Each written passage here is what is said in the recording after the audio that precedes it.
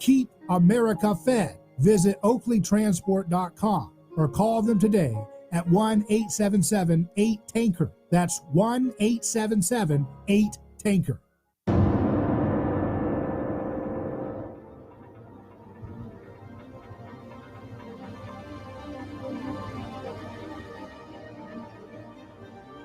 From the heart of Central Florida, you're listening to the most electrifying show in media, A Neighbor's Choice. And I'm your host, your neighbor, David Karnowski. So glad to be with you live across Radio Land, podcast, and video stream, where we're going to challenge the toxic groupthink like nobody else does in the business, because we're guided by the personhood revolution, inaugurated over 2,000 years ago, that puts the human being as sacred, not toxic identity politics. That's what's tearing us apart. That's what's ripping our hearts into two as we continue to devolve into a spell of groupthink. We have to resist it. We have to resist identity politics. We have to resist the nonsense coming out of DC and the television. All that does is cloud our judgment, give us misinformation, give us pseudoscience. And we're tired of pseudoscience. We don't have time for pseudoscience. We have a society today that has been sickened by pseudoscience with political power. See, unfortunately, you have political power, you're able to push bad, faulty ideas, pseudoscience, as science and get away with it. That's especially true when it comes to things like nutrition science, things like medicine. You know, there's not a lot of accountability for making mistakes. There's not a lot of accountability for getting it wrong, okay? When you lie to people, and I'm not saying they intentionally did, but it's misleading people to tell people to put margarine in your body. You don't want to put margarine in your body. You don't want to eat that garbage, okay? And that's what's in all the food. That's what's in the chicken, the pork that's fed soy and corn and all that. They're monogastric animals, which means they store those soybean oils, those corn oils. They store them as those fats. And those toxic linoleic acid levels that we have in our body are associated with a high amount of inflammation, oxidative stress, the destruction of our mitochondrial health. They tell our bodies basically winter is coming, so you need to expand your fat cells and be hungry for sugar, sugar, sugar. These are things that should not be consumed, and they are the elephant in the room of the epidemic of chronic illnesses that we have, as well as basically those chronic illnesses are the comorbidities that cause this new virus to be a lethal experience for some people. And they don't want to talk about it. They don't want to talk about the truth because they're blinded in their obsession of state control. It is a religion. You have to understand this. It is a religion. The worship of the state is a religion. And many people are in that religion, whether they think they are or not. We, in the modern world, have confused ourselves by convincing ourselves that we are not religious, that we are secular, and therefore all of our ideological things are somehow in a domain outside of the sacred. And if this year has taught us anything, it has taught us that the sacred is alive and well, and it comes in the form of political ideology and identity politics. And that's what's going on here. It is not like a religion. It is a religion, and a study of anthropology would help us all to see that. So it's so important for us to see that. I just, before I started this broadcast, I was talking to someone who's a big fan of the show, big listener of the show in Alabama, and they were telling me about how distraught they are about the policies that have continued in a state like Alabama, where you would expect that to be kind of conservative and pro-family, pro-freedom, pro-common sense. Instead, they have been kind of going into a lot of heavy-handed policies in the particular area where they're at. And so he was describing how they're not allowed to this day to have like lunch together, and how what that does to children. He was talking about how kids they want the masks on because at first they didn't like them, but then they become kind of, they kind of like, you know, when you're a young kid, especially middle school, high school age, you want to kind of hide. You feel different and awkward. as you're trying to decide who you are and your personality and so forth and how you're going to fit in. And masks provide a kind of psychological hiding effect, right? And that's not good, right? You don't want to get people leaning into masks. You want people to lean into expressing themselves for who they are and not leaning into undifferentiation, not leaning into anonymity. And it is disturbing. It is disturbing to think that children can't have a meal together. Can you believe that? Can you believe being an adult and saying, hey, I'm going to drop you off at government daycare and you're not allowed to breathe without a mask. You're not allowed to, you're not allowed to go to playground and do regular stuff. You can't have lunch with your friends. You got to stay spaced out and isolated. You can't have a normal life, right? Who in the world are they to do that to people? But I have a problem. Some people say, well, we got to stay and get in there and fight for reforming the public school systems. And I would say no, right? Because the problems of government schooling go way before this latest iteration of idiocy coming from educational special interests.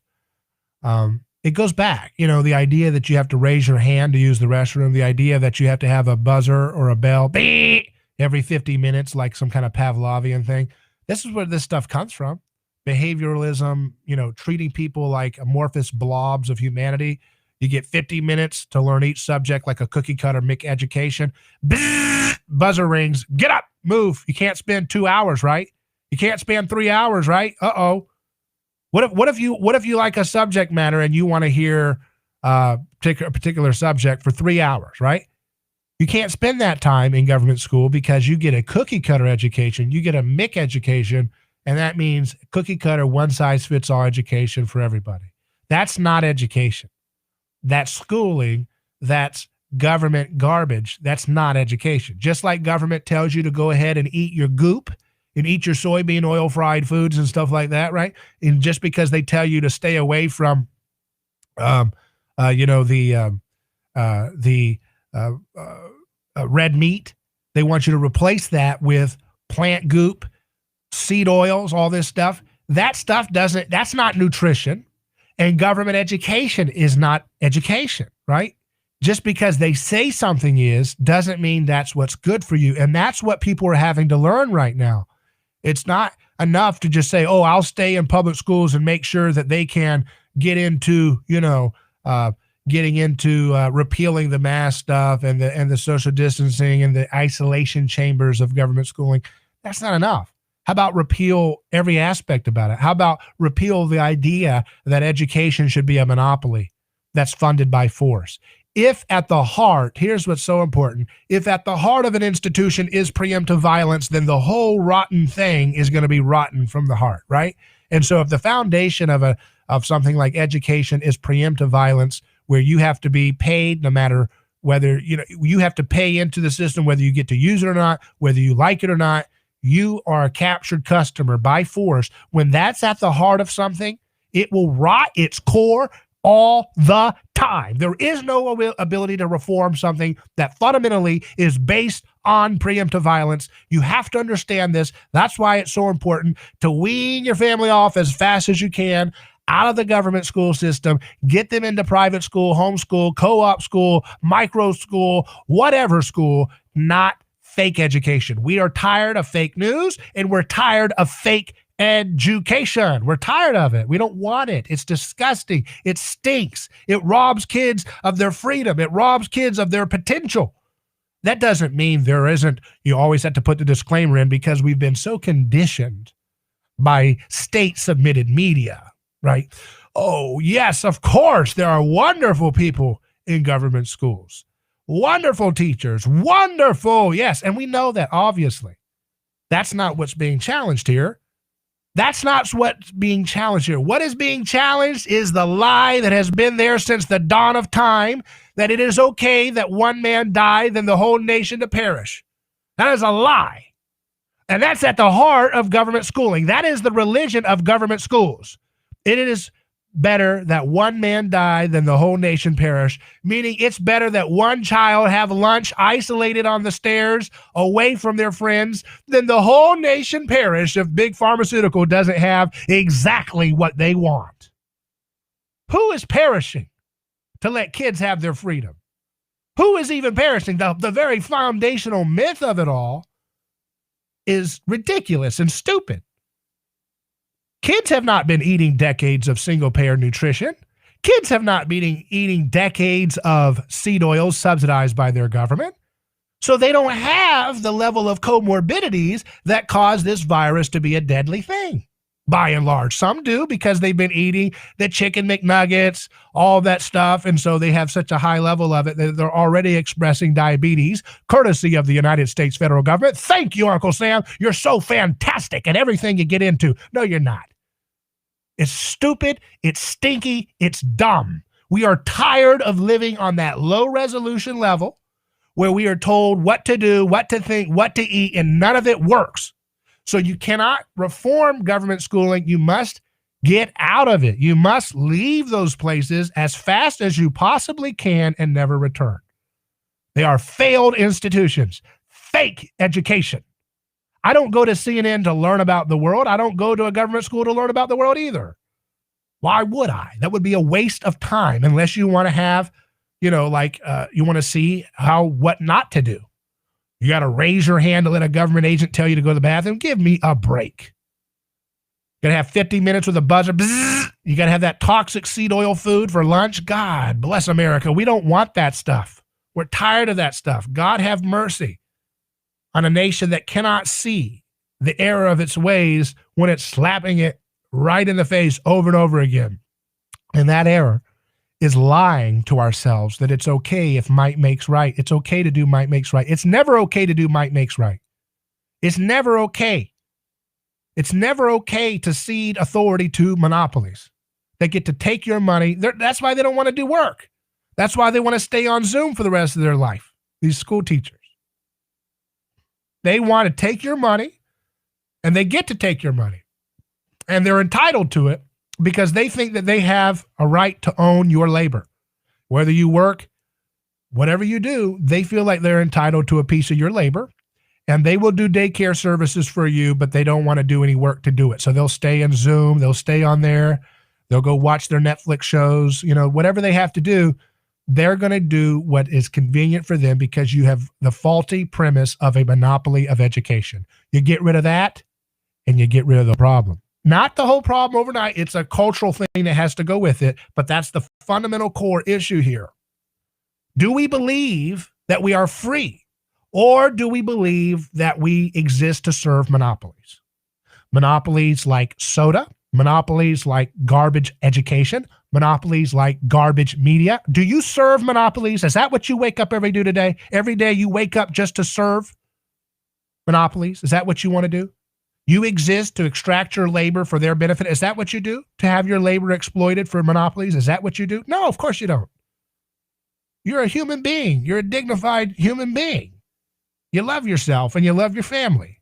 So you don't have to put up with that abusive situation. You don't have to go along with putting your kid in a government school where they put a mask on them the whole day. They can't breathe properly.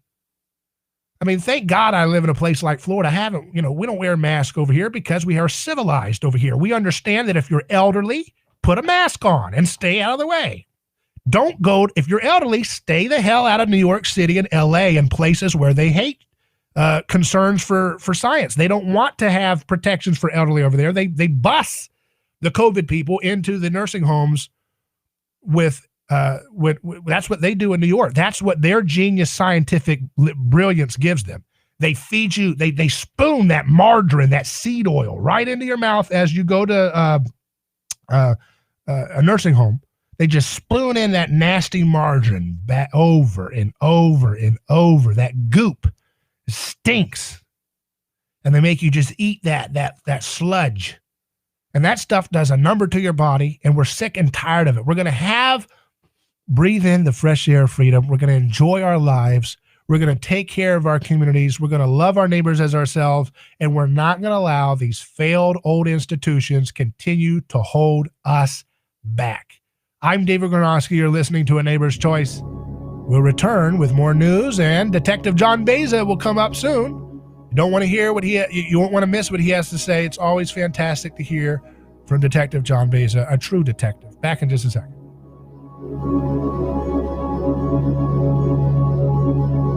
Who is your neighbor?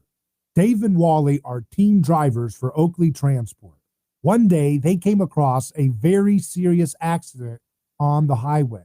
Some might pass on by, but Dave and Wally saw there was no time to waste.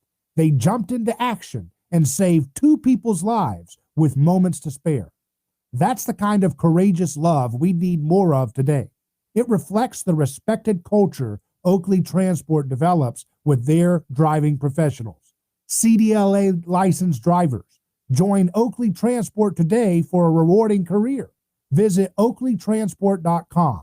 That's oakleytransport.com. Hello, this is David Gronowski with A Neighbor's Choice. I've got a mission for you. I'm a big believer in eating family farm-raised, high-quality grass-fed beef. That's why I'm a frequent customer of White Oak Pasture, a sixth-generation beautiful farm in southwest Georgia. Support sustainable, delicious meat of the highest quality. Ask for White Oak Pasture's beef at your local grocery here in Florida, or go to whiteoakpastures.com, and first-time customers get 20% off on purchases with our exclusive coupon code NEIGHBOR. Are you ready to transform your career? Jess Smith was too. She was stuck on a job that was controlling her life, consuming her free time, and offering little opportunity for growing her pay. Then she found FinTech Mortgage Association, and she never looked back. FinTech Mortgage Association makes home lending simple, and they take care of home buyers like family. Using technology to make everyone's life easier, FinTech Mortgage Association equips each of their loan solutions architects with the tools they need to build a career with a schedule they control, a product they can take pride in, and an earning potential that's life-changing. Unleash your true potential. Join FinTech Mortgage Association. Visit finmay.com. That's FINMAE.com. You're in charge now. NMLS ID 1492187. Equal housing lender. A lot has happened that has prevented us from feeling like a community. Well, now that things have opened up a bit, let's get back to basics. As a foundation for our neighbors and family, God is a big part of bringing us together. It's time to get back to church. Uplifting, supporting, and loving neighbors that are cherished, not only now, but for eternity. Come on, you can use it. The Welcoming Committee is there every Sunday. See you soon.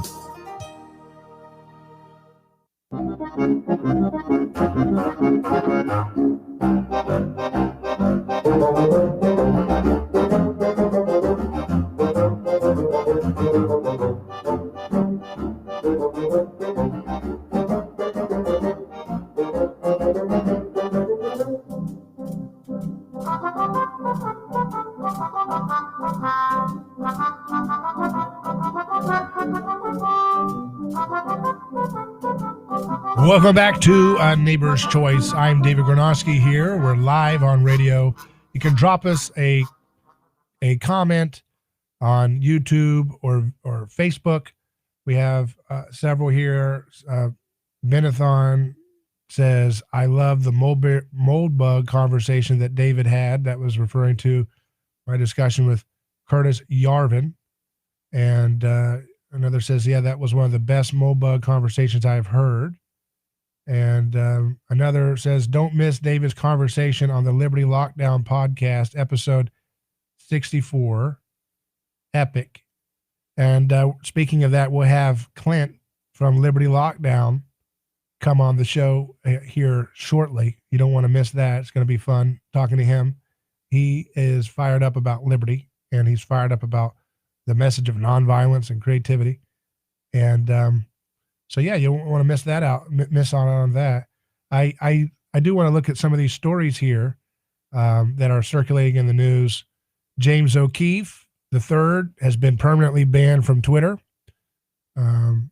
Andy No says, after the latest round of hidden camera video is embarrassing to CNN were released, he's been permanently banned from Twitter. Project Veritas account was also recently banned. This is how big tech works with liberal corporate media to take down challengers.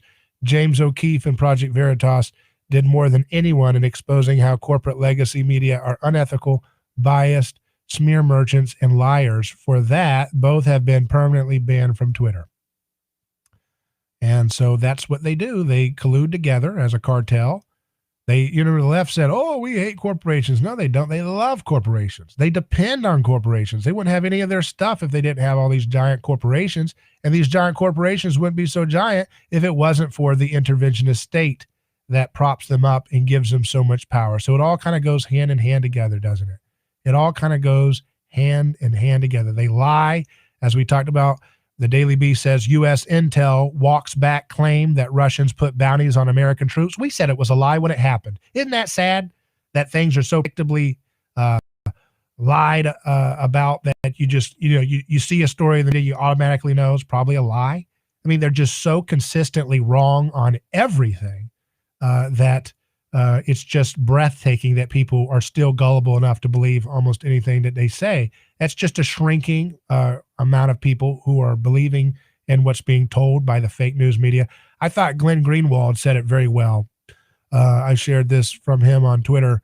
He says, if you don't know that U.S. intelligence agencies exist to spread disinformation and lie, then you know literally nothing about how the U.S. government functions. And if you claim to be a journalist but mindlessly treat all U.S. government claims as true with no evidence, you're pitiful.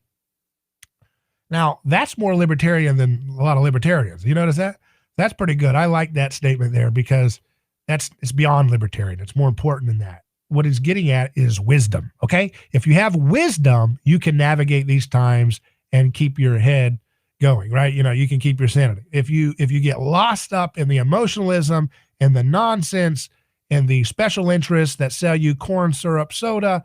Oh, let me listen to corn syrup soda about how to live my life in a just way. Yeah, genius idea. Let me listen to Joseph R. Biden, who spent 50 years incarcerating anything that breathed wrong, nonviolent people, families torn apart to this day because of Joe Biden. Does the media hold him accountable for it? No. Facebook is too busy fact-checking memes that show Joe Biden with KKK Robert Byrd. They are, Facebook fact checkers are experts about rank and privilege and status of the KKK, apparently, because that's the biggest thing. They're like, no, he's not actually. According to Comic Book episode 42, Robert Byrd is actually a Grand Cyclops. So you're wrong, fact check. And it's like, okay, thank you, experts on the KKK, Facebook.com. We were trying to find somebody who is an expert. You are. We'll go to you for all of our KKK lore from now on. Thanks a lot. That's what these stupid companies are. They're pathetic. They're self-satire. They don't control the discourse. They're desperate. That's why they're so pathetic. I mean, how pathetic could you be? You're so intimidated about a meme that points out that your false god, Joe Biden, hanging out with his best friends that Kamala Harris told us about, KKK Robert Byrd, and Facebook is so shaken. I'm shaking right now because you pointed out the truth. I'm scared. Oh my goodness. Without Joe Biden, who will drop the drones? Without Joe Biden, who will keep people in mass incarceration for the rest of their life? Oh my goodness. That's what these people think. It's sad, right? They think they're just, and that's how you think about the world. It's pathetic. These are people that they'll move mountains to protect a corporatist hack like Joe Biden. Not because they care about him, but because they care about the greater Mick revolution, right? The Mick woke revolution about allowing giant corporations to control our society more and more at our expense, extracting our labor, using the state to confiscate our labor and give it to them as corporate welfare and Federal Reserve handouts, and then we get stuck with the tab. Well, we got to move beyond that. We need to go to the truth. We need to go closer to our neighborhoods, our communities, our local schools, and local environments, and take control of our families. Take control of our opportunity to protect our families from the nonsense coming out of D.C. We'll take a break and return in just a moment with Detective John Politics Baeza. these days are just that, politics. Pathetic discussions about things that don't matter, while the pandemic, crime, and economic disparity march on. That's why you need a balanced approach to news, business, and entertainment in the state of Florida. That publication is newstalkflorida.com. Whether it's the White House, the courthouse, or your neighbor's house, News Talk Florida has the sources, articles, video, and audio that will be a must daily check-in from your laptop or mobile device. Take a look at newstalkflorida.com. Today's news and entertainment with a Florida. Indianapolis Deputy Police Chief Craig McCart confirming the shooter at the FedEx facility last night who killed 8 people before turning the gun on himself. This individual has since been identified as 19-year-old Brandon Hull. FedEx officials have confirmed that Mr. Hull was a former employee at the facility, and he was last employed in 2020. That suspect, known to police before, FBI Indianapolis Special Agent in charge Paul Keenan said the suspect's mom contacted law enforcement last March to report he might try to commit suicide by cop after being detained at a mental health facility by police. The FBI interviewed him last April. They said they found no racially motivated violent extremism. President Trump has ordered flags to be lowered to half staff. President Biden has ordered flags to be lowered to half staff through Tuesday in honor. The president and Japan's prime minister wrapping up their bilateral meetings at the White House. They'll hold a joint conference soon in the Rose Garden. I'm Michelle Franzen, ABC News.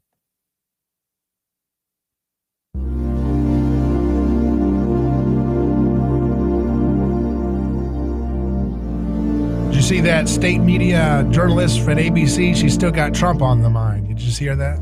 If you're listening on live radio or the live video stream, you heard that. She said, President Trump. She had a kind of hallucination for a moment that the Grinch was still in the White House. And don't worry, there will be a sequel at some point. There'll be a new Grinch that the media will be excited about. But we're joined now by a real, true detective. He's a friend of mine. He comes on to talk about matters related to policing and law enforcement because he has a lot of experience in that field as a former NYPD undercover detective and special victims unit detective. We have with us Detective John Baeza. How you doing, John? I'm doing great, Dave. How are you? I'm doing great. Did you hear that Freudian slip by that reporter? She's excited about Trump. She's still thinking about Trump, huh? Yeah, I heard that. Amazing. Yeah. Well, let's get into, there's a lot of stories going on related to policing. Again, that's a big topic, a lot of controversy, and there's a few different stories going on. So we'll try to just kind of run through them as much as we can today. The first story I have is in the AP News. It's talking about Dante Wright. He was shot. Dante Wright's family wants stiffer charge for the Minnesota ex-cop. The family members joined with community leaders Thursday in calling for more serious charges against the white former police officer who fatally shot him, comparing her case to the murder charge brought against a black officer who killed a white woman in nearby Minneapolis. Any thoughts on this case overall? Well, yeah, I mean, I have a lot of thoughts on it, of course. This is the case where the female officer shot the individual and killed him and said that she thought she was using her taser when she was using a firearm. I find it very hard to believe, since for 3 years of my career I carried a taser. I find it hard to believe that you cannot differentiate between a loaded firearm, which is very heavy, and a taser. To me, it's like a Nerf gun and a real gun, not knowing the difference between both. I find it just, I can't understand her mentality. There is some talk that, it was just about her shooting the guy and she was covering for it by saying taser, taser, taser. And while knowing that full well that she had a gun in her hand, I don't know. That might be for the jury to determine what was going through her mind. But she definitely should have been charged. She definitely should have been arrested. And now they're asking for higher charges. Quite frankly, there's a lot of intent that has to be proven for that. Right now, I think negligent homicide, and I believe this has happened in Minnesota also, correct? In Brooklyn Center. Yeah. So I think that, yeah, and I think I looked up the charges for negligent homicide and murder, or negligent murder in Minnesota for the Chauvin case. So I think negligent homicide right now seems to be at least a good charge against her. Could it be murder? Could it be something else? Yeah, but I don't necessarily see it there. I think it's just how. I mean, I'm kind of baffled. I don't know about you, but I'm kind of baffled about how it is possible to mix up. It has happened many other times. I'm not saying that people definitely mix them up. Maybe they intentionally did it or whatever, but it's happened like 15 times before across the United States. And I just, I'm baffled as to how you can mix up your taser and your firearm. Right. And so you, I guess, would agree then that with the family there who said, she was charged, Kim Porter is the officer, charged with second-degree manslaughter. So you would say that needs to be a stronger charge than that, right? I'm not positive right now. Yeah. Quite frankly, I would. I mean, if you got, it all depends on what we have. We'll get some more information out. Maybe some statements that you made prior to this. I know this was on body cam, but I don't know if she made any other statements or what have you, that she was going to, if she made a statement like she was going to kill somebody today, or if she felt like killing somebody, then you can up it to a murder charge. But without that, I don't know. I guess negligent homicide would be maybe where I would go with this right now until I had further information. And that would be a stiffer charge than second-degree manslaughter, right? Right. Negligent homicide. Murder is a step up. Yeah. It's intentional, premeditated, so forth. Yeah. And there you would have to prove her state of mind was that she intentionally falsely said taser, taser, taser, and that she actually knew she had a gun and she was trying to cover and shoot him and then say, I made a mistake. Yeah. I mean, that's what you have to prove for, I think, murder. So that might be very difficult for them to prove, the prosecution. So I think they're going to go with something that they know they can prove, which would be, I think, the negligent homicide. Yeah. So when you look at that story, there's some folks on conservative circles, they're saying, oh,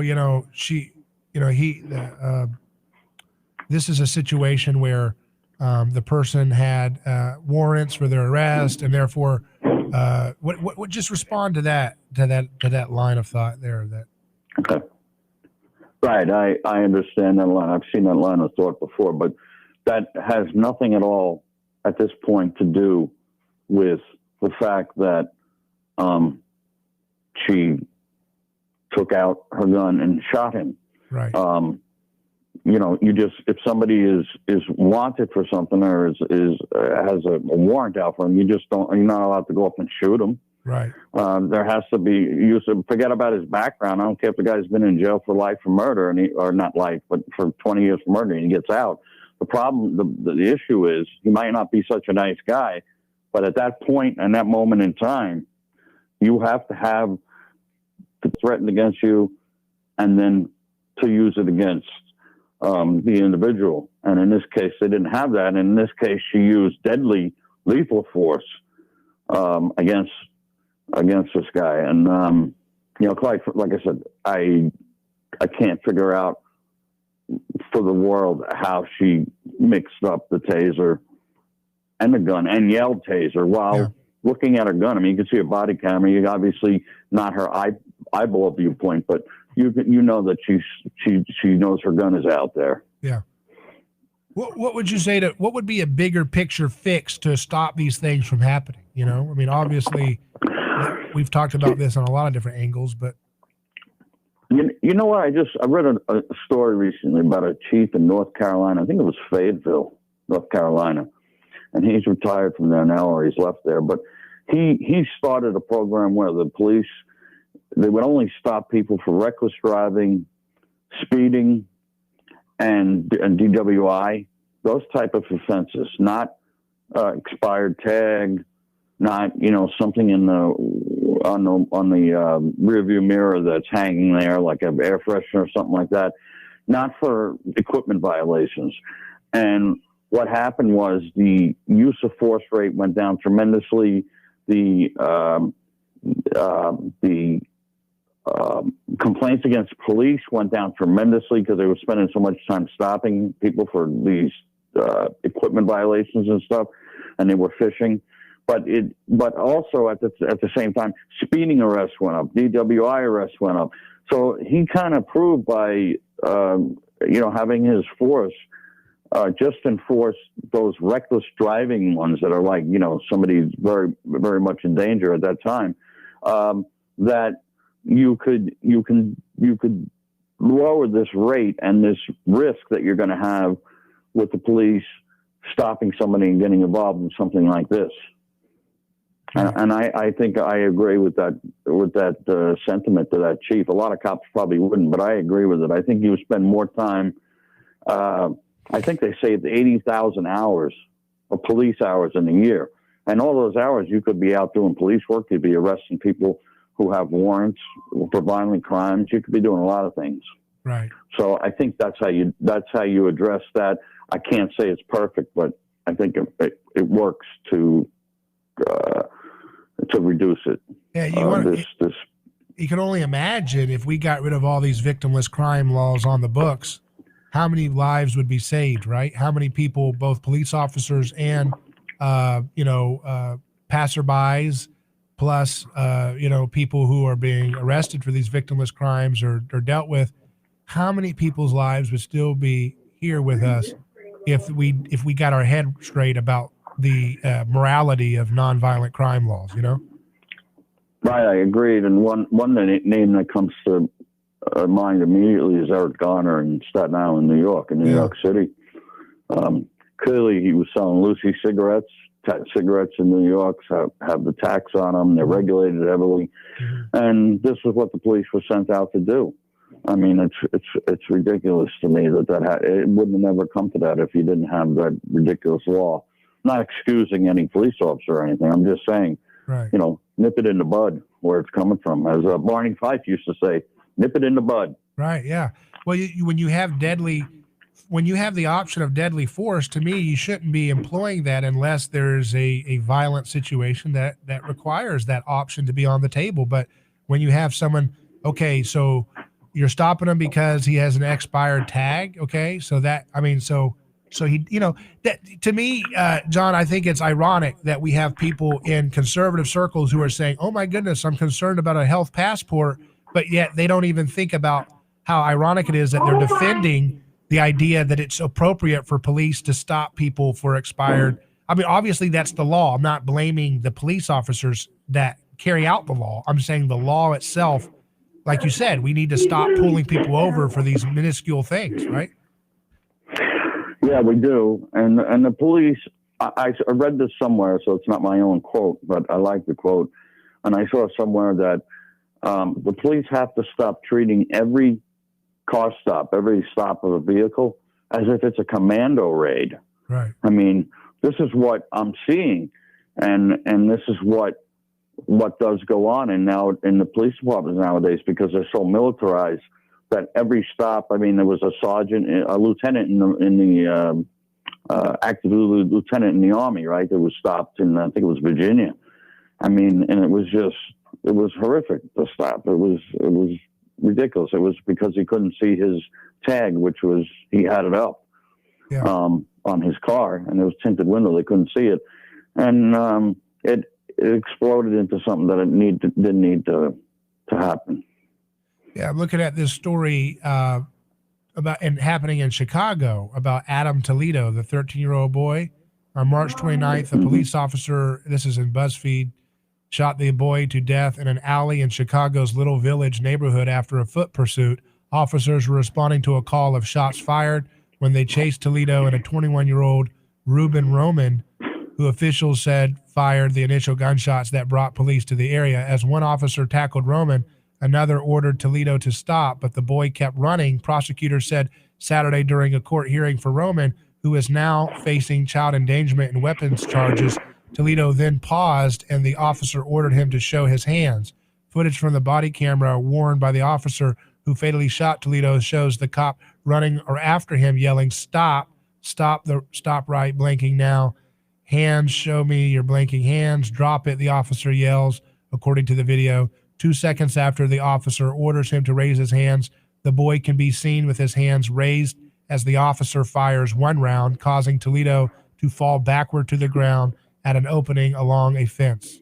A gun is not visible in the body-worn video at the time of the shooting, which took place 20 seconds after the officer stepped out of his police car. Right, I'm aware of that. I'm aware of that shooting, and what I see, the argument I see from police and from people who are speaking from that perspective is that the officer had an eighth of a second to make a decision, but you know, quite frankly, nowadays everything is videotaped, and you're going to be judged on a video. I mean, even if it does take, if it took him 2 seconds, if he got his hands up and he turned around, and I looked at the video, I mean, quite frankly, that's a second. It doesn't seem to be a long time, but you go 1,000, 2 1,000. That's a long time in a chase like this. So you had the ability to see his hands come up with nothing in them, and when you see that, you don't fire. It's a pull of the trigger. Again, I think I had told you before in your audience before that I was in a situation like that where somebody actually took a shot at me, but the gun misfired. And when I looked up at him, the gun was apparently it was jamming on him. He didn't realize that he had misfired, you know. And I probably rightfully, and back then there was no cameras, but I probably would have been justified in shooting him had the gun pointed in my direction. But I realized that very quick, immediately realized that the guy had a problem with his gun. So I ran and tackled him and got the gun away. And that's how, that's how I work with that. Not that I'm some hero. There's plenty of cops that have done that and did that back when I was working. Nowadays, it's much more militarized. It's even more than a paramilitary. You know, it's very, very militarized, and cops are tend to act like army men nowadays. Yeah, and that's a core issue here that should be able to be something that we can address without getting into identity politics and partisanship. So we're going to take a break and return. We're speaking with Detective John Baeza, retired detective who works as a police conduct expert witness for different trials and so forth, and he publishes papers, scientific papers examining different techniques and so forth. So we're going to look at the story of the 73-year-old lady with dementia who had a forceful arrest in Loveland, Colorado, as well as get Detective Baeza's perspective on the latest in the Chauvin trial. Back in just a moment, live on A Neighbor's Choice. David Gronowski here. Let me tell you about a man named Gabriel. Every day, Gabriel puts on his boots and drives across America to make sure our store shelves stay stocked with the food people count on. See, Gabriel served our country overseas. He knows that America stands for freedom, quality, and caring for others the way we would like to be treated. That's why when Gabriel saw food shelves getting low during the pandemic, he hit the road as a driver with Oakley Transport. In the land of the free, where no one should go hungry, we need heroes like Gabriel to help keep America fed. CDLA driving professionals, join Oakley Transport today. Keep America fed. Visit oakleytransport.com or call them today at 1-877-8-TANKER. That's 1-877-8-TANKER. Hello, this is David Gronowski with A Neighbor's Choice. I've got a mission for you. I'm a big believer in eating family farm-raised, high-quality grass-fed beef. That's why I'm a frequent customer of White Oak Pasture, a 6th-generation beautiful farm in southwest Georgia. Support sustainable, delicious meat of the highest quality. Ask for White Oak Pasture's beef at your local grocery here in Florida, or go to whiteoakpastures.com, and first-time customers get 20% off on purchases with our exclusive coupon code NEIGHBOR. Are you ready to transform your career? Jess Smith was too. She was stuck on a job that was controlling her life, consuming her free time, and offering little opportunity for growing her pay. Then she found FinTech Mortgage Association, and she never looked back. FinTech Mortgage Association makes home lending simple, and they take care of home buyers like family. Using technology to make everyone's life easier, FinTech Mortgage Association equips each of their loan solutions architects with the tools they need to build a career with a schedule they control, a product they can take pride in, and an earning potential that is life-changing. Unleash your true potential. Join FinTech Mortgage Association. Visit finmay.com. That's FINMAE.com. You're in charge now. NMLS ID 1492187. Equal housing lender.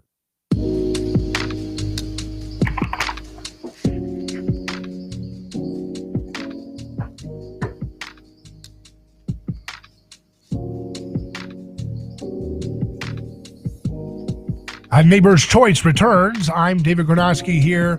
We're live on radio, podcast, video stream, wherever you're finding us. Make sure you go to our one-stop shop, neighborschoice.com, for all of our content. And we're here with Detective John Baeza, who's a police expert, police misconduct expert. He gets into different techniques at a very veteran perspective. And I want to turn to this story here in CBS Denver. We are concerned. Loveland Police Chief responds to forceful arrest of 73-year-old with dementia. Now, this story, I saw parts of it, and this woman is walking, and apparently she gets, we can get into the details, but the officer grabbed her, threw her to the ground, pushed her arm up, chucked her into the dirt, searched her, and hogtied her. What's your take on this story? My take on it was unnecessary use of force, and you should never have to break anybody's bones or take anybody to the ground who's a 74-year-old dementia patient. That's just how I feel about it. I think it's absolutely embarrassing and wrong, but it's also embarrassing to police around the country that this 74-year-old woman with dementia had to be handcuffed, and I didn't have to be, but was handcuffed and forcibly put to the ground, so forcibly that she had been separated her shoulder, broken her arm, something like that. And this is, again, another unnecessary use of force. You don't have to do this with a 74-year-old lady with dementia. You need to talk to people. You need to get them the help that they need. But you don't need to, again, you don't need to treat every situation where everybody is like an enemy combatant and you're a commando and you're responding to it. I mean, it was an absurd use of force, and again, I think it was completely unnecessary. And this, to me, strikes at the core of what's going on with many of these stories, is that the media wants to stoke race conflict out of these things. But to me, it's just it's bad structural problems that affect all kinds of communities. It may fall heavier on minority communities and communities that are in a situation where there's more crime in the inner cities, where there's more presence of police having more likelihood of encountering individuals and being in a high stress situation because of the rates of crime. But it's something that we should be able to talk about at the structural level. Why are we training people to use that level of force and violence for a 74-year-old woman who's walking and clearly not apparently knowing what's going on? Why is that the way we treat people? That is judging us at the heart of our society, you know?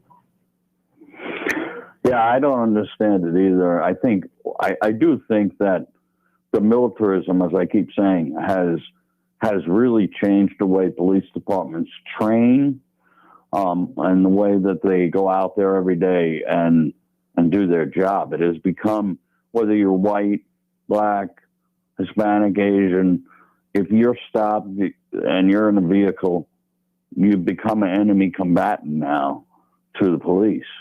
And if you don't immediately immediately do what they say, they will then get upset, what I call contempt of cop. If you don't do what the police officers say, or you ask them questions, you question them why they're stopping you, they will then get angry with you, and then, of course, the situation will escalate. Rather than police officers de-escalating from the beginning and understanding that people who are stopped sometimes are going to ask why they're stopped. Yeah. And you, as a police officer paid by the taxpayer, you should give them an answer. So I think it's clear that our police have lost their way, and our trainers of police and our chiefs of police and so forth, the commissioners have lost their way. And again, it's a bottom-up, bottom-down, top-down problem, both ways. And I've talked to you about it before, and it just seems like it's getting worse and worse. Yeah, I agree. So let's turn now to the Derek Chauvin trial. We've talked a little bit about it before, but we've had a lot of things occur in the trial since we last spoke. So anything that you'd like to comment as it stands now? You know, I know you've been following a lot of it, and you've done a lot of research into this topic. Anything that's come out that's changed your perspective, or anything else that has come about? No, I've always thought that the 4 police officers there were responsible for George Floyd's death. What I didn't know if it would be intentional murder or not, or whether it would be negligent homicide. And what I do see is the one failing of the defense I saw was they failed to attack the fact that a knee on the neck, however bad it looks, however horrible that looks, will not kill a person. I think the last medical examiner who testified actually spoke directly to that. It will not kill you. So I don't, like I said, I don't say that these officers should be vindicated and be found not guilty. I don't say that, but I think that people should understand what exactly killed George Floyd, and it wasn't the knee on his neck that killed him. It was more of the position of where he was, how he could breathe, and the fact that they didn't originally, when he was on the sidewalk sitting down, he started frothing at the mouth. That's when they should have stopped it. They know he needed EMS. They should have stopped it, sat him down, maybe put another pair of cuffs on him because they're tight, and just let him sit there. That's where they should have stopped it. But my point being is that I'm a guy for the truth. I want to know, does that neck hold that Chauvin in that optic was terrible, but does that kill somebody? And the answer to that is no. That neck, pressure on the neck will not kill anybody. Like I said, it wasn't brought up except for at the very end, and it was never attacked. So either way, look, I want the truth to be out there. That's the main thing. But I won't say, I have to say, I've always thought that the 4 police officers were at fault, and George Floyd's death was caused by their hands. And again, you would probably suggest that police militarization concept probably bled into the way that situation occurred too, right? I agree. Yeah. Yes. And contempt of cop. I mean, especially, you got somebody who maybe, definitely had ingested drugs and so forth. You have to give and take. You have to give leeway for this stuff. You don't just say, he pulled out his gun immediately. You don't pull out your gun and point it at somebody if they don't have a gun on them or they're not a danger to you. I mean, I thought it was very poor. Obviously, it was very poor police work. It wasn't even police work. It was the work of thugs, and I do agree with that. So people, if they hear me saying the knee on the neck didn't kill him, don't think that I mean that Chauvin and everybody is innocent. I don't agree with that. I think that they deserve to, whatever penalty they get, they deserve it, definitely. Well, Detective Baeza, it's always great hearing from you, and thank you for your great analysis. I want folks to go to your website, nypdtruth.com. That's nypdtruth.com to read more of your content. Thanks again. Thank you. We'll be back with Liberty Lockdown. News, talk, and information. 1040 WHBO Pinellas Park, Tampa Bay's all new News Talk 1040. It's the only way I get news. From ABC News, I'm Michelle Franzen. The gunman identified in the mass shooting in Indianapolis was known to police and the FBI and a former employee of the shipping company. 19-year-old Brandon Hull last worked at the FedEx warehouse in Indianapolis in 2020. Detectives have served several search warrants at multiple locations and are continuing to gather evidence to determine the facts that led up to Thursday night's incident. Deputy Indianapolis Police Chief Craig McCart said Hull had a couple of prior run-ins with police, including one in which a gun was seized. Authorities are still working to identify the 8 people he shot before he turned the rifle on himself as police arrived. Aaron Katersky, ABC News. President Biden at the White House, wrapping up bilateral talks with Japan's prime minister. Both leaders expected to hold a joint conference in the Rose Garden. Talks reportedly centered on China, North Korea, and climate change. Earlier, the president signed an order aimed at speeding up refugee admissions to the U.S., but he did not lift the Trump administration's historically low cap of 15,000 refugees for this year. The White House now pushing back on criticism, saying the president will move to lift the Trump-era refugee caps next month.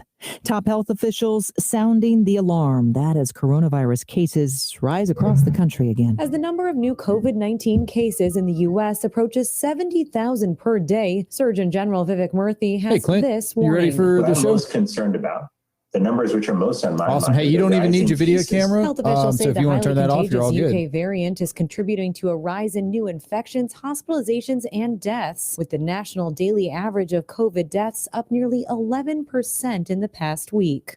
Elizabeth Schulze, ABC News, Washington. For the first time since 1959, the leader of Cuba does not have the last name Castro. Raul Castro stepping down today as the head of Cuba's Communist Party, ending the era of former leadership that began with his brother, Fidel. You're listening to ABC News. The IRS doesn't mess around. If they want your money, they'll take it. They can take your paycheck and bank accounts too, even threaten your home or business. Don't take on the IRS alone. If you owe back taxes, the smartest thing you can do is call Optima Tax Relief. The experts at Optima specialize in a powerful IRS tax assistance program called the Fresh Start Initiative. And their clients that qualify are saving thousands, even tens of thousands. One call starts the process to stop the demand letters, stop aggressive collection actions, and stop the IRS from targeting you. But don't delay. It's important to act now while you still have options. Optima is A+ rated with the Better Business Bureau. Optima has already resolved over $1 billion of tax debt for their clients. Get your life back. For tax help you need, for tax help you can trust, call Optima now for your free consultation. Call 800-343-6460. 800-343-6460. 800-343-6460. Optima Tax Relief. Some restrictions apply. For complete details, please visit OptimaTaxRelief.com. A second death confirmed in the search for 12 oil workers after a commercial ship capsized off the Louisiana coast this week. The Coast Guard recovered one unresponsive person in the water Thursday night. Officials say a helicopter crew spotted the body in the water. The man was transported to Coast Guard Station Grand Isle, where he was pronounced dead. The name of this victim and the other missing crew members has not been released due to privacy concerns. Divers had to stop the search for hours Friday due to dangerous weather conditions. Lionel Moyes, ABC News. Russia responding to U.S. sanctions over election meddling and cyber attacks and other infractions. Details from ABC's Patrick Reevell. Russia has asked 10 American diplomats to leave the country, a tit-for-tat response to the U.S. expelling 10 Russian diplomats as part of Thursday's sanctions package. Russia's foreign minister said it would also sanction 8 senior American officials. The minister also said Russia was recommending the U.S. ambassador to Moscow go home for consultations. It's unclear yet if that means Russia is forcing the ambassador to leave. Patrick Reevell, ABC News, at the Foreign Desk. Federal officials have reversed Trump administration restrictions on using human fetal tissue for medical research. It clears the path for scientists to seek government money for work that in the past had led to treatments for a wide range of diseases, including COVID-19. This is ABC News. Millions are tuning into Newsmax TV and going to Newsmax.com for real news. Now, Newsmax is asking if you approve of Joe Biden, his policies, and trillions in spending. And did President Trump do a better job? Vote in the Newsmax poll. Just text the word FISH to 39747. That's FISH to 39747. Let us know who you like better, Trump or Biden. Vote in the Newsmax poll. Text FISH to 39747. That's FISH to 39747. And watch Newsmax today. I'm Michelle Franzen, ABC News. Who is your neighbor? Dave and Wally are team drivers for Oakley Transport. One day, they came across a very serious accident on the highway. Some might pass on by, but Dave and Wally saw there was no time to waste.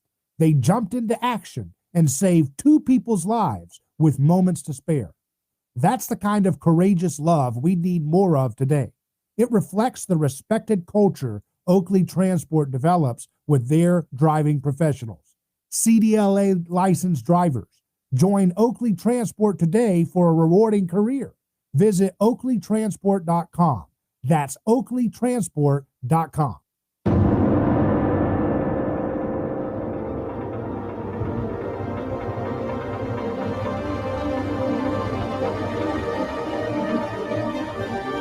From the heart of Central Florida, you're listening to the most electrifying show in media, A Neighbor's Choice. And I'm your host, your neighbor, David Gronowski. So glad to be with you again, live for another hour of our broadcast coming to you on radio. Maybe you're listening right now in the car. Make sure you set it to this station for your go-to time of news and understanding of the world with a fresh perspective. Perhaps you're listening on podcast or video stream. Thank you. Glad to have you. Drop comments on our YouTube or Facebook stream. We'll try to get to it because we are here to take on the toxic groupthink like nobody else does. That's what we're here for. And so now we're joined by a special guest, someone I got to go on his show recently. He is the host of Liberty Lockdown. We have with us Clint. How you doing? I'm good, David. Thank you so much for having me. I'm glad you could come on. It's great to have you on our program, and we're going to just talk about a lot of the news going on in the day. I don't know where to start, but there's a lot to get to. I want to just talk about this. You kind of talked about what was really going on right now. Just an hour ago, you tweeted, "The current era is typified by news pronouncements stating that the current victim of police violence was white, so everyone breathes a sigh of relief because they know their city won't burn. In case you were wondering, this is the end of civilization." Is this the end? Is this the end?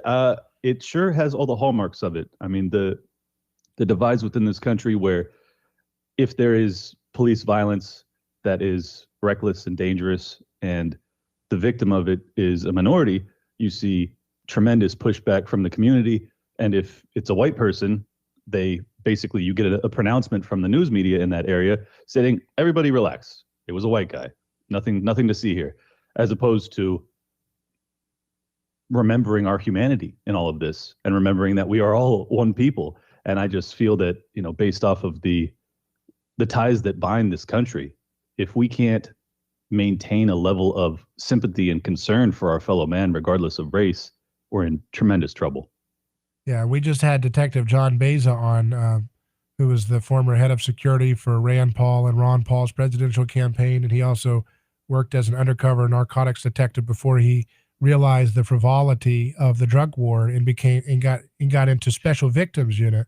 And he was talking about back in the day when he was there in New York, they had tons and tons of people ready to do no-knock raids for the drug war, but they had like 5 guys doing the Special Victims Unit, and they had a stack of cases that was just piled high. So all the resources were devoted to facing and challenging nonviolent victimless crimes because that's where all the money was. And there was not enough resources devoted to solving real violent, horrible crimes. And so it's a complicated issue the way the media tries to frame it because they want you to pick a side. They want you to say you either hate policing and that's just not a reality that anybody really can deal with. I mean, we have a situation where government provides the monopoly service of policing, And if people are being burglarized, if people are being assaulted, there has to be some kind of mechanism, and that's what we have right now. And so people don't want to abolish that, right? They want to have someone come and protect them to some degree, even though it doesn't work out so effectively in practice. So you're given that as one option that you can accept. Or the other option is, like you just alluded to, you have to look at the external identity of the victim and then determine whether that is worth a violent protest over.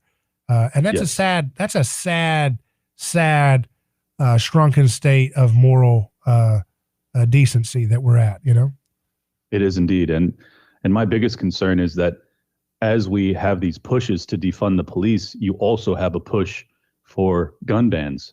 And I mean, you have to have some means of defense. If you are interested in abolishing the police, you have to believe in personal self-defense. And at this point, they're trying to disarm us on both levels. I mean, they're trying to have no defense from the police and then also have no meaningful self-defense in the home.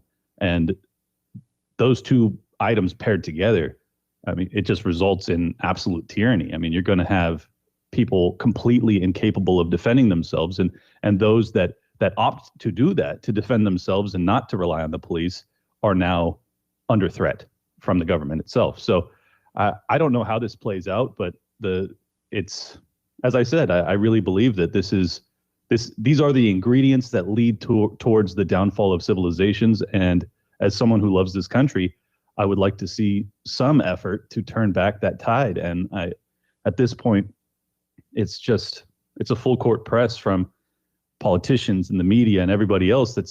And even on the ground protesters. It's like we are being motivated to divide ourselves voluntarily.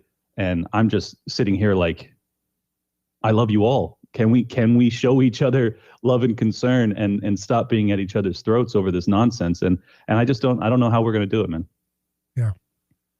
And it makes you wonder, you know, with the media, would they give attention if it was a Black American who was conservative that was attacked by the police, you know, in a vicious, violent way that was seen unjust? Would they care still? I mean, the media has such a insane amoral standard of their little templates that you have to ask these questions with serious thought, right? You know, would they even care if they had a police shooting and it was, oh yeah, that was a prominent Black conservative on Twitter? Would they still give the same concern? Or, you know, because it's sad how pathetic the rules are always changed when you don't have morality, right? When you don't have morality guiding you, that all life is sacred, period. That's not up for negotiation. It's not up for negotiation for your political benefit. And that once you lose that principle, you lost the whole game. You have lost civilization. Yeah. And I think that even though it's not a popular example, I think it's a meaningful one. Ashley Babbitt in the Capitol, an unarmed woman. I mean, if we're not going to defend women from the state, I don't know. I just don't know how we can come together if we view each other not just by race, but also by political affiliation. And we have zero concern that an unarmed woman was shot in her neck and killed. I mean, granted, she was breaking the law. I'm not saying she wasn't. And I'm not saying that she didn't deserve punishment, perhaps. But I still mourn her loss. And as someone who's from San Diego, the fact that she was from my hometown adds a little bit more to this. And the fact that she was a self-declared libertarian adds a little bit more to this. And it's just, I think you're absolutely right. I think that if a Black person was killed by the government and they were a conservative and an outspoken one, I don't think you'd see any meaningful calls to abolish the police over that. And that's crazy to me. I mean, it's just a complete lack of principles, truly. Or they'd be disrespectful like they did to Herman Cain. Remember when he died, they say, see, this is what happens when you don't do a lockdown and put a mask on while you take a nap. You know what I mean? It's like, you know, they're so cheapening and disrespectful to human life. They don't respect their elders. That's why they dump COVID patients onto elderly people in the nursing homes. They give them toxic seed oil sludge with their green beans. They put that margarine and the mayonnaise in those nursing homes, and they just mix it all up in these government nursing homes. They don't need to eat that garbage. They don't need to be put in solitary confinement for years. But yet all this stuff is happening, and we're starting to see that humanity is a little bit more fallen than perhaps our little Enlightenment minds used to think, right?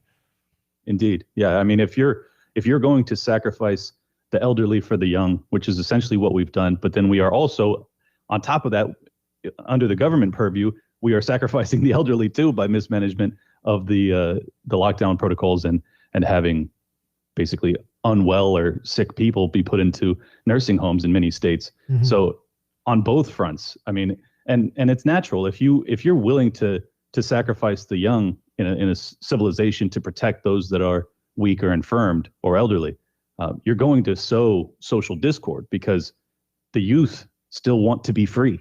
And if you are healthy, it's natural that you're going to want to maintain some semblance of normalcy even during this outbreak. I'll be kind. I don't want to get too conspiratorial. So yeah, it's overall, I just really don't know. I just don't know. I don't know how we build back from this, and not build back better, but how we build back the community, how we come together and we realize that we aren't each other's enemies in all of this. Well, imagine if you were living in other countries that have had authoritarian ideological hysteria sweep over them. You know, you look at Italy, Mussolini, you look at Stalin, you look at living in Germany when the Nazis are rising, you look at living in any country when it gets into a hysterical groupthink collectivist spell. And it feels like it's the end of the world, right? But you know, look, those horrible thug dictators came and they went, right? And the birds are still singing, you know, decades later. There's a lot of hurt, there's a lot of pain, there's a lot of destruction that carries on from these people's record of behavior and what they did.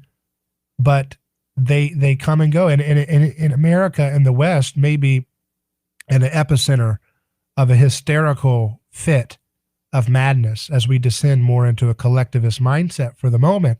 But I think in the bigger picture, I think the world is moving on from the failed ideology of the West. I think the world is moving on from the failed critical theory, the postmodern attack against identity, the nihilism, the arrogance, the hubris of telling people, oh, we're so compassionate and just. That's why we elected a guy who spent 50 years putting people in rape cages for a living. I mean, that's what Joe Biden did and Kamala Harris. I mean, this is what we call just. You're going to tell us how to run the world about justice, you know? And people see this. You know, India sees it. Japanese people see it.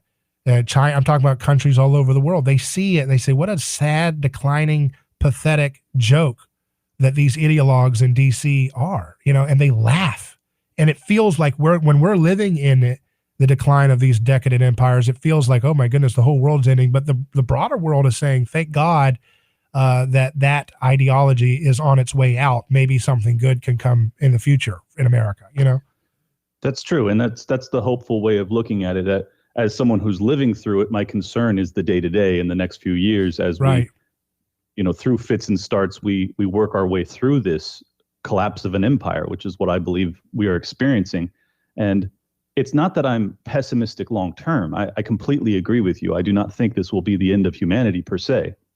But in terms of the end of the civilization in which I was born and which I so loved, I do believe that is dying as I witness it. And I stand by feeling helpless in that process. And it's hard not to mourn it, you know?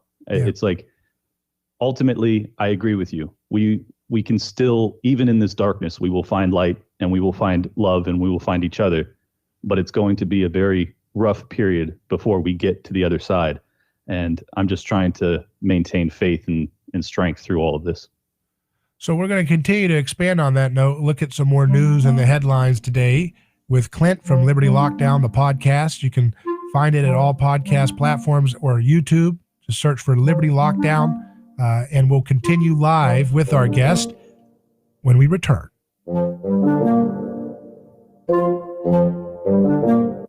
this is David Kronosky with A Neighbor's Choice. I've got a mission for you. I'm a big believer in eating family farm-raised, high-quality grass-fed beef. That's why I'm a frequent customer of White Oak Pasture, a sixth-generation beautiful farm in southwest Georgia. Support sustainable, delicious meat of the highest quality. Ask for White Oak Pasture's beef at your local grocery here in Florida, or go to whiteoakpastures.com, and first-time customers get 20% off on purchases with our exclusive coupon code NEIGHBOR. Are you ready to transform your career? Jess Smith was too. She was stuck in a job that was controlling her life, consuming her free time, and offering little opportunity for growing her pay. Then she found FinTech Mortgage Association, and she never looked back. FinTech Mortgage Association makes home lending simple, and they take care of home buyers like family. Using technology to make everyone's life easier, FinTech Mortgage Association equips each of their loan solutions architects with the tools they need to build a career with a schedule they control, a product they can take pride in, and an earning potential that is life-changing. Unleash your true potential. Join FinTech Mortgage Association. Visit finmay.com. That's FINMAE.com.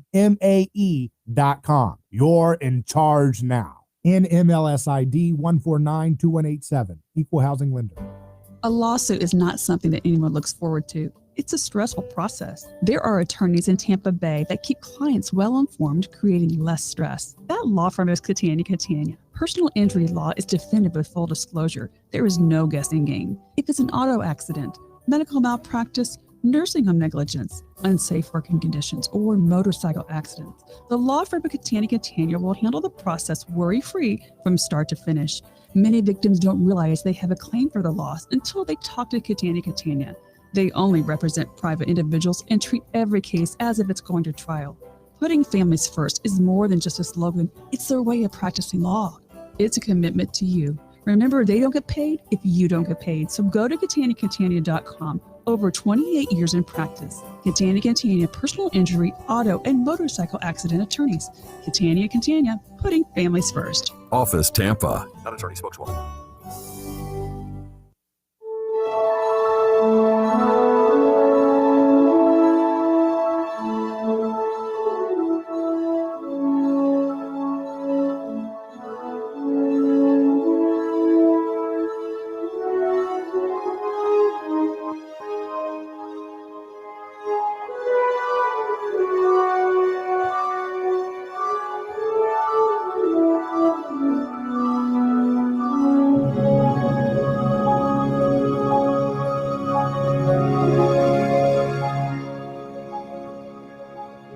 Hello, David Kronosky here. You're listening to A Neighbor's Choice as we're live with Clint from Liberty Lockdown, the podcast, looking at the news, and Clint thinks it's the end of the world. He's really worried that it's all going to fall apart. But we're going to be positive as much as we possibly can. Now, I'm teasing you, Clint. Now, you share the sentiment that we all feel right now, that the world is rapidly losing its mind, and you're just trying to protect people from being hurt in the middle of it, right? Exactly. And in truth, as you said, I really don't believe the world is ending, but I am just tremendously concerned about our standard of living and how we're going to weather all of this. And that has been the purpose of my show, is to try and give people the financial knowledge to benefit from all of this destruction that I see coming. So I still maintain hope and positivity in all of it. But yes, in the interim, I do expect it to be quite treacherous. Well, we'll get into some of that financial wisdom maybe in a little bit. I want to ask you, you spend a lot of time on Twitter. I don't have a, active presence on Twitter or anything, but, in your experience, have you seen an example in which somebody who was possessed by bad groupthink, whether it's, ban all the guns, that'll make them disappear out of thin air. That won't go to a black market where they'll be given to the same people who are doing the horrible shootings. Ban everybody from having access to society unless they conform to, drugs that have legal immunity and no skin in the game and so forth.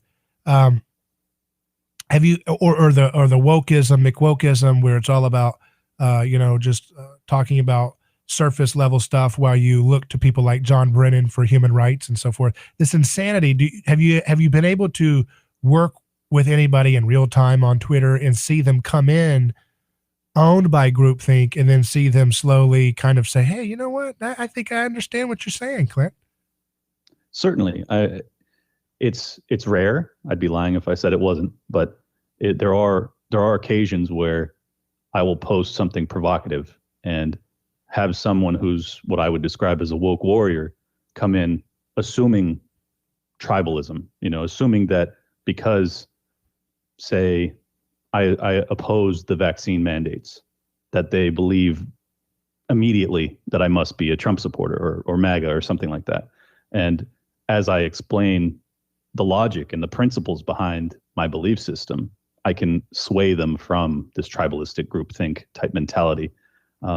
So yeah, it's not impossible. I mean, certainly Twitter is not the best venue to convert hearts and minds, but if you get a large enough audience, I think that eventually people just see you pop up in their feed so often that even people that don't believe the same things you do ideologically may decide to follow and kind of slowly learn their ideological opponent's worldview. And as they do that, if they can stick with you and you can approach them with kindness and openness, and if they do the same, you guys can kind of once again discover each other's humanity. So yes, it does happen, and that's the silver lining of what is otherwise a relative cesspool in Twitter. do you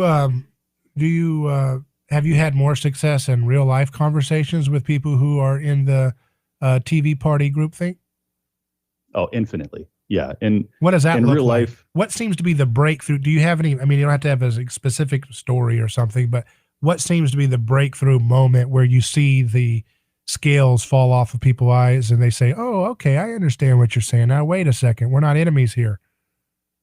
Yeah. I think that the key with any person in real life that I'm conversing with on a regular basis is to show my humanity.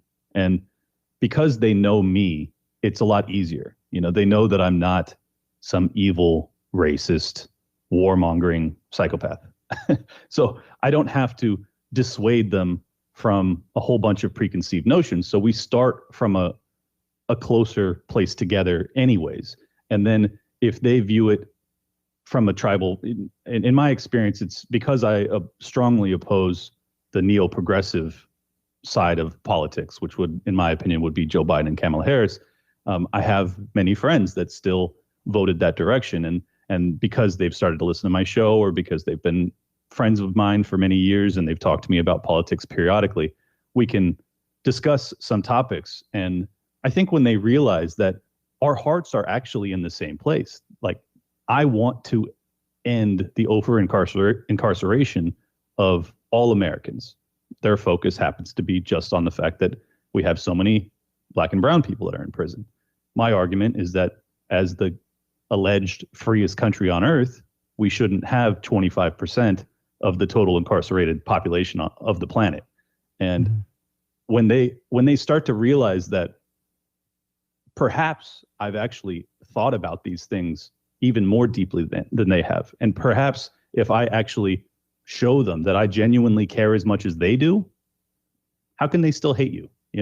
And I think that that's really important. And I think that's why it's much more easily done in person, is because you have facial reactions and I can show them my kindness as opposed to in text where you lose so much of the humanity of the conversation. So yeah, it's in real life, it's a winning battle, actually. Have you had folks with the neo-progressive ideology on your podcast, and has that made some inroads with people, or is it not as effective? Audio and video. I can't say that I've had anyone who I would classify as a neo-progressive on my show. I would be happy to do so. I have had a neoconservative on my show, and that was intense. As someone who supported military interventionism in every regard and wanted to see more of it, I think that we had some breakthroughs. I was able to get him to reconsider his stance on drug laws. But as far as militarism, no, I didn't convert him whatsoever. But I think that many of his followers and his fans that tuned in, I received some direct messages from those people after the fact saying that, they really appreciated the perspective that I came at these topics with. So I don't think that anyone is, sure, some people are probably lost permanently, but I think that I'd say at least half of people are not so ideologically entrenched that you can't have a breakthrough. We're speaking with Liberty Lockdown host Clint. We'll be back in just a moment. We'll have a quick news break and return.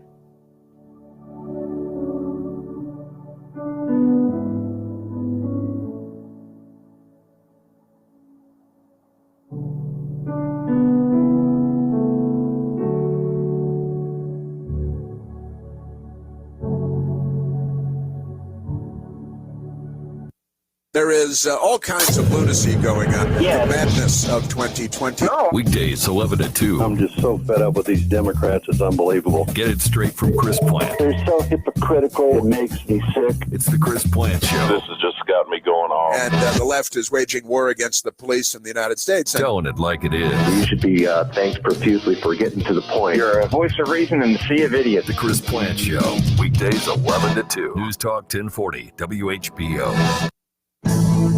Police in Indianapolis have identified the gunman in last night's deadly shooting at a FedEx facility. Deputy Chief Craig McGarrett. This individual has since been identified as 19-year-old Brandon Hull. FedEx officials have confirmed that Mr. Hull was a former employee at the facility, and he was last employed in 2020. FBI agents last year interviewed the gunman after his mother called police to say that her son might commit suicide by cop. Japanese Prime Minister Suga meeting today with President Biden at the White House. Prime Minister Suga and I affirmed our ironclad support for U.S.-Japanese alliance and for our shared security. It was the president's first in-person visit from a foreign leader. The White House says the president may lift his predecessor's historically low cap on refugees sometime next month after announcing today that he's leaving the cap in place. Stocks closed higher to end the week. Daria Albinger, ABC News.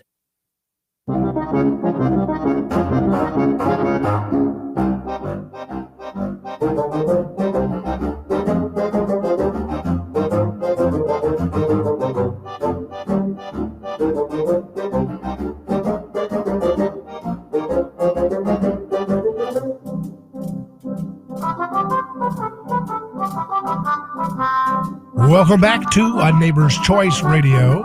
Our website, aneighborschoice.com. That's aneighborschoice.com. You can drop a comment on our YouTube stream or email me hello@aneighborschoice.com. If you have a guest suggestion or a comment, question, whatever you like, send it to hello@aneighborschoice.com. We return now with our guest who's live with us, Clint, host of the Liberty Lockdown podcast. He was kind enough to have me on his show. We had a great time talking about, mimetic theory and Rene Girard, anthropology, different things that we use as a one of our toolkit apparatus that we pull out to look at the news. And so now we have Clint on to talk about, his perspective and what we can learn together in these weird times, So Clint, you said you have a financial interest. Can you tell us a little bit about what that looks like a little bit? Sure. So I was a entrepreneur and a private money mortgage broker for the past decade. Been doing it for about 15 years, but became an entrepreneur and had my own company about 8 years ago now. And so basically what I did was I would lend out private investor capital against real collateral, so real estate. And as someone with firsthand knowledge of the real estate market and seeing what we're experiencing today, paired with a background in Austrian economics, being a lifelong libertarian, I'm able to kind of evaluate the bubbles that we're experiencing and living through right now. And I'm extremely concerned that the primary focus of my warnings or my financial advice on the show have been that essentially there has been a foreclosure and eviction moratorium for the past year, and it has been extended through the remainder of 2021. What that's doing is it's creating a tremendous shortage of real estate inventory. And people are we also have record low interest rates. So you have basically a perfect storm to create the greatest bubble in the history of real estate in this country. And we just experienced one 12 years ago. So I identified it very early on because that's when I came out of college. I was witnessing it. I was living through it firsthand. And now 12 years later, we learned no lessons and we're doing the exact same thing. So that's basically the message that I've been trying to get to people. I've heard from even some Austrian school libertarians that, well, this bubble, this is not a bubble like it was with the first real estate bubble, because there's a lot of different factors and the subprime mortgage and all this other stuff. And I'm not an expert to sort out all these different arguments. But what would you say to that line that this is different? That an honest Austrian school fan would say, yeah, obviously there's some government propping up a bubble to some degree, but it's not in any danger of popping anytime soon, given the unique circumstances that we're in. I think it's a fair argument to have, and I actually do agree with them that it is different. I just would disagree that it's any better. Essentially, we didn't have this government-dictated shortage of inventory in 2007. We had tremendous production. There was massive amounts of building going on. Interest rates were in the 5 to 6% range. Now they're in the 2.5 to 3.5% range. We also have these foreclosure and eviction moratoriums, which is the biggest factor that I'm concerned with, is that you have this entire glut of inventory that should have been liquidated, and it hasn't been.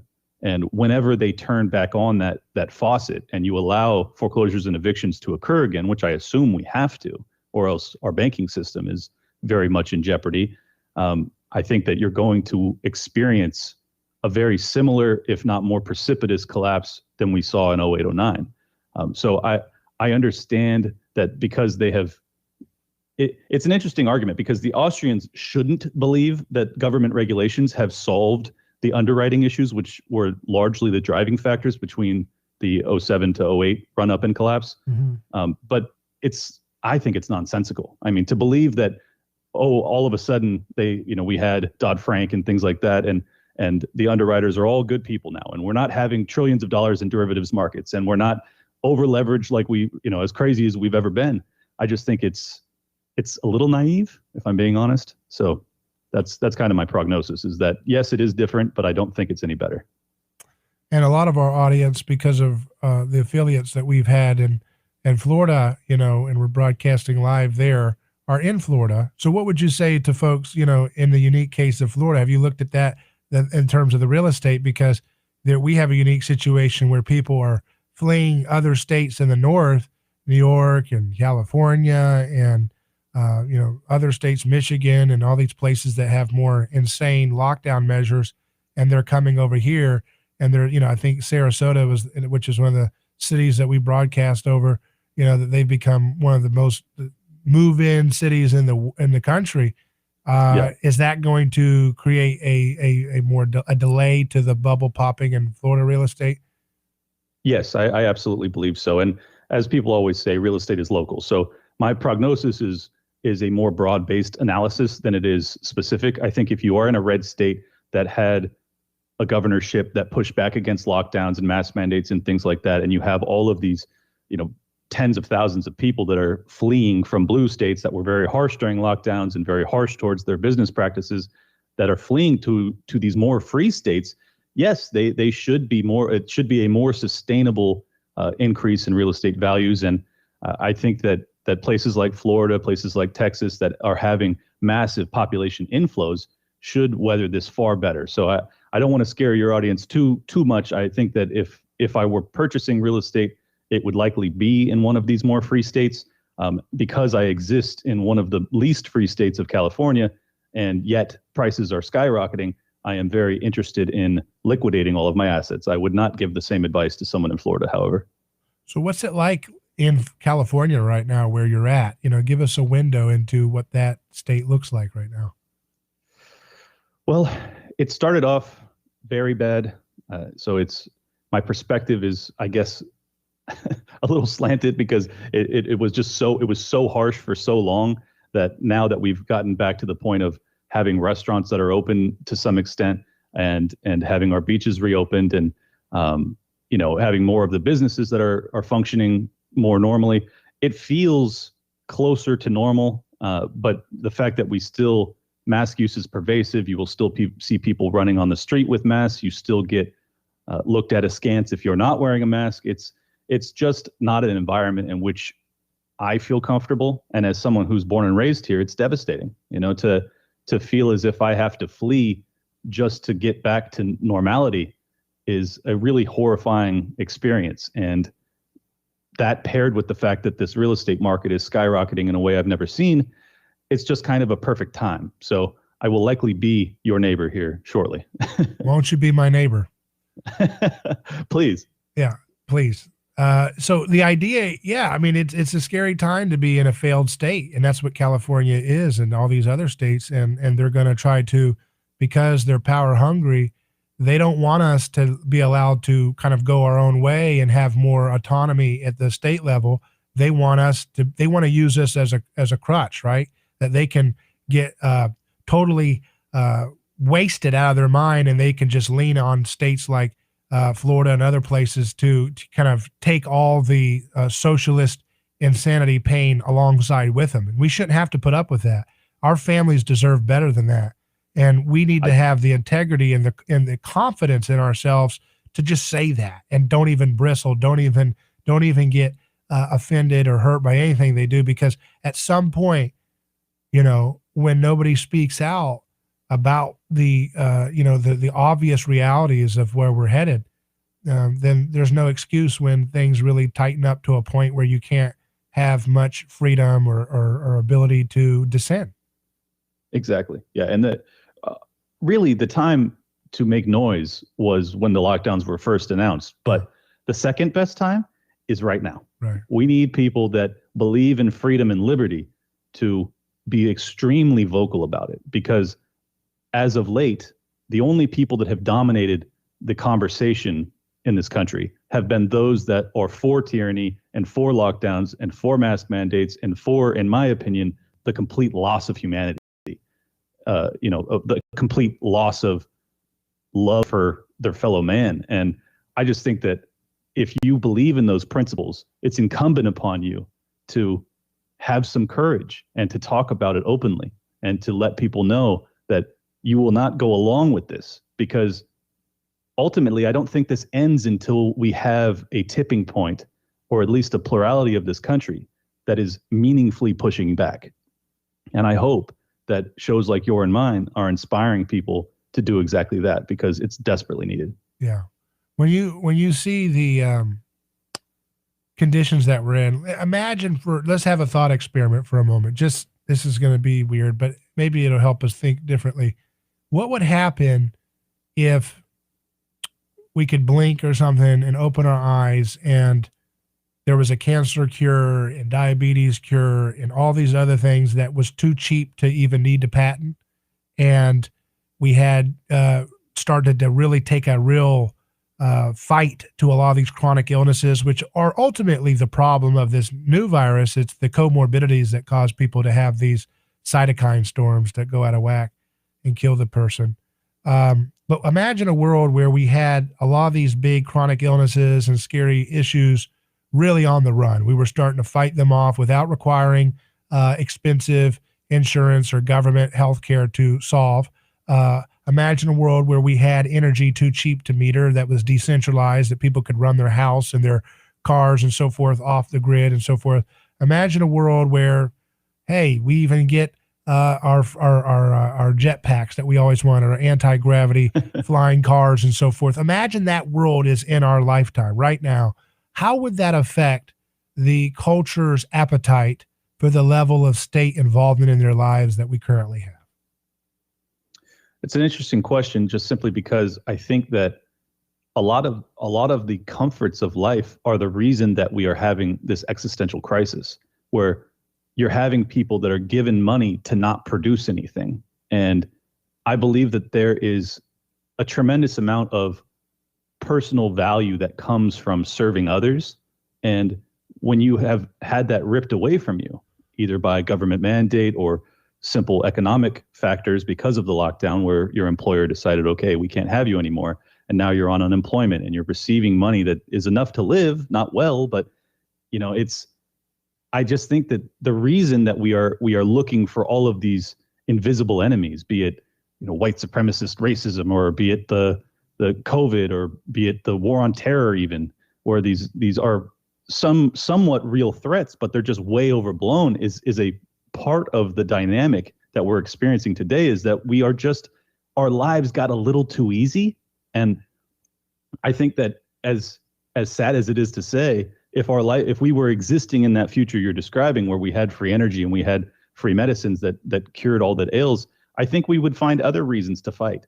I hope that I'm wrong. I honestly, I do believe that we will experience this future you're describing on the other side of what I think will be basically a Keynesian economic collapse. But I don't think that would actually be enough to fix what ails us, if you know what I'm saying. So what maybe you're saying is also that it's not an economic and material issue that drives people to the madness of the crowds, is it? Exactly. That's exactly what I'm saying. So then what is it? Is it culture? I mean, that's such a big black box for people. Is that what it is for you? To me, it is. I think it is culture. And I think that it's a loss of the fundamental principles that bound us together, which was love and peace and prosperity, and a belief in being a self-starter and self-reliance. I think that's the biggest thing we've lost, is a belief that we can excel on our own merit and we don't need government assistance. In fact, we just need the government to get out of our way. So many of the youth in this country in particular have completely lost that principle. And in some ways, I don't blame them, because the regulatory environment is so harsh and the taxation system is so harsh, and you have big business that is in bed with government that makes competing against them almost impossible. I don't blame them, but these are all a product of a system that's just too sick. And I think that our culture is what it both got us there, but it's also a product of the governmental system that we exist under. So it's a very complicated topic to unpack, but yes, I do believe that we need kind of a cultural re-enlightenment if we're to get to the other side of this thing without civil war or something crazy like that. So what role models do we have in society that show us those values that you say are the foundation of a free and prosperous society? You've said that it's not a material foundation, so that throws out the Marxist and libertarian, well, not all libertarian, but a lot of libertarian philosophy, and Marxism is all about there's an economic foundation that's the base, and then you have these other things like culture. But you're saying no, it's a culture thing, it's values first that determine whether we're going to have liberty or not. So what role models do we have in our current society that exemplify the behaviors that are positive and pro-culture and pro-civilization that you've alluded to? Well, ironically, we'd have to go to Canada to find him.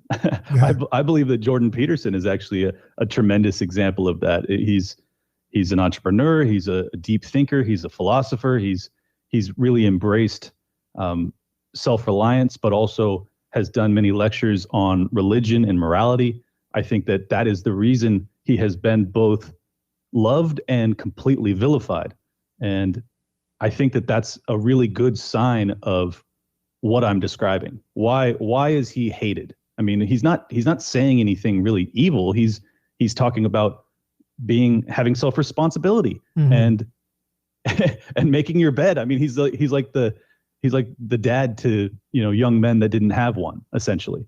And I think the fact that there was such a void in this culture that was necessary is really good evidence of what I'm describing. That why else would a guy who's just telling you to clean up your room and to take responsibility and go out and make something of yourself, why would that guy draw ire? It doesn't make any sense unless what I'm describing is accurate, that our culture has gotten to a point of reliance and servitude. And I'm hopeful that because of his success and his popularity, that it's a sign that there is a decent portion of the young population in this country that agree with his message and recognize the value. And I hope that it gains further steam, along with messages like yours of kind of a religious undertone. I think that we lost many of the values of religion, and I'm just hopeful that we're experiencing kind of a slip back into mysticism and religion and spirituality. And I think that that's probably the greatest hope that we have in this moment. I prefer the term political atheist myself, but I understand what you mean. I think the true Christian is a political atheist. I think that's the true person who escapes religion, is the one who imitates the person who went into the heart of religion, which is ritual human sacrifice, which is ultimately what the state is still doing today, and broke it from within without even laying a finger on his enemies. That's the ultimate way to dismantle the problem of religious groupthink. Let's take a break and return. We're here with Clint from the Liberty Lockdown podcast, and we'll be back. I'm David Gornowski, your host of A Neighbor's Choice. Stay tuned. More in just a second. Hello, this is David Gornowski with A Neighbor's Choice. I've got a mission for you. I'm a big believer in eating family farm-raised, high-quality grass-fed beef. That's why I'm a frequent customer of White Oak Pasture, a 6th-generation beautiful farm in southwest Georgia. Support sustainable, delicious meat of the highest quality. Ask for White Oak Pasture's beef at your local grocery here in Florida, or go to whiteoakpastures.com, and first-time customers get 20% off on purchases with our exclusive coupon code NEIGHBOR. A lawsuit is not something that anyone looks forward to. It's a stressful process. There are attorneys in Tampa Bay that keep clients well informed, creating less stress. That law firm is Catania. Personal injury law is defended with full disclosure. There is no guessing game. If it's an auto accident, medical malpractice, nursing home negligence, unsafe working conditions, or motorcycle accidents, the law firm of Catania will handle the process worry-free from start to finish. Many victims don't realize they have a claim for the loss until they talk to Catania. They only represent private individuals and treat every case as if it's going to trial. Putting families first is more than just a slogan. It's their way of practicing law. It's a commitment to you. Remember, they don't get paid if you don't get paid. So go to Catania.com. Over 28 years in practice. Catania, personal injury, auto, and motorcycle accident attorneys. Catania, putting families first. Office Tampa. Not attorney spokeswoman. Hi, I'm Dr. Michael Lang, board-certified optometric physician and certified nutritional specialist, host of popular talk show Ask the Doctor. I've researched and developed an amazing new omega-3 product that you'll see incredible results with. It's called Fortify Super Omega-3 Max. I had one of the top Norwegian omega-3 research teams in conjunction with myself and Fortify Vitamins aid in the development of this advanced omega-3. This product is the most potent and purest triglyceride form omega-3 in the United States today. Omega-3 is great for all aspects of your health and well-being, especially in this unprecedented, challenging time. I'm giving a 25% discount with promo code RADIO during this viral pandemic. Go to my website, fortify.com. That's FORTIFEYE. Remember the EYE in Fortify. That's fortify.com. Enter the promo code RADIO to receive the 25% discount.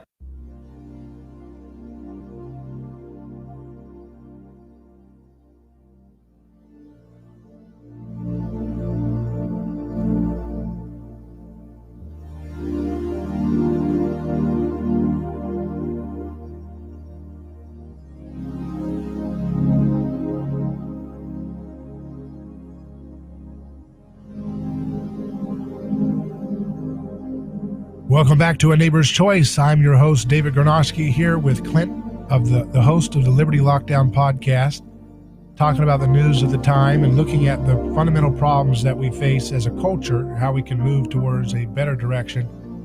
As we talk about that, we hear about this FedEx shooting. 8 dead in a FedEx as in Indianapolis.